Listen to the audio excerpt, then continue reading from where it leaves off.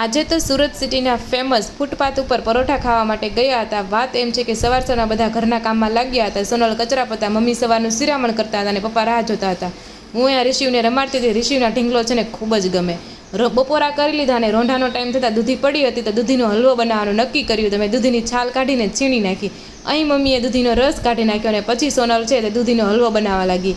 આ રીતે ત્રણ જણાએ હળી મળીને દૂધીનો હલવો બનાવ્યો। ખૂબ જ મસ્ત બન્યો હતો। કોને કોને દૂધીનો હલવો ભાવે છે કોમેન્ટ કરી દેજો। 7 વાગ્યાનો ટાઈમ છે, વાળુનો ટાઈમ છે, એટલે હું, સોનલ અને સંદીપ ત્રણેય છે ને સિટીમાં પરોઠા ખાવા માટે નીકળ્યા, પણ રસ્તામાં ખૂબ જ ટ્રાફિક હતો। મમ્મી, પપ્પા અને સંદીપ, રોહિત તો ન આવ્યો કેમ કે એને પરોઠા નહોતા ખાવા, પણ પવન ખૂબ જ સારો હતો એટલે બહુ મજા આવી ગઈ। અને છે ને અહીંયા બહુ ટ્રાફિક પણ નહોતો એટલે ખાવાની પણ મજા આવી। તો અમે છે ને 2-3 પરોઠા છે તે ઓર્ડર કર્યા છે, રાજા રાણી, સૂર્યમુખી અને ત્યાંના સ્પેશિયલ।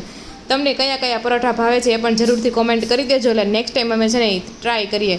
તો અમે ખૂબ ઘણી બધી વાત કરી, કોઈ ટ્રાફિક હતો નહીં તો પણ પરોઠા આવતા વાર લાગી, કારણ કે તે ખબર નહીં સ્પેશિયલ પરોઠા બનાવતા હશે। પછી પહોંચી ગયા ઘરે અને જતી વખતે જરાય ટ્રાફિક હતો નહીં, કેમ કે વાગી ગયા હતા 10 અને ઘરે આવીને જોયું તો ઋષિ અને મમ્મી ખૂબ સારી રીતે રમતા હતા અને ઋષિ જરાય પણ રોયો નહોતો। અને ઋષિને છે ને તાળી પાડતા આવડી ગયું છે ને જે કરતાં પણ આવડી ગયું છે। મમ્મી પપ્પાએ ખાધા હતા ઢોસા, તો મારે હાટું એક કડક પેપર પણ રાખ્યું હતું, પણ મારા પેટમાં જરાય પણ જગ્યા હતી નહીં, ને પછી છે ને થોડુંક પેપર ઋષિને પણ ચખાડ્યું। તો વાગી ગયા હતા 10 અને ખૂબ જ હવે નીંદર આવે છે। ચાલો હવે સૂઈ જઈએ। આ મિની વ્લોગ ગમ્યો હોય તો લાઇક, શેર અને સબસ્ક્રાઈબ જરૂરથી કરી દેજો। ફરી મળીશું નવા મિની વ્લોગ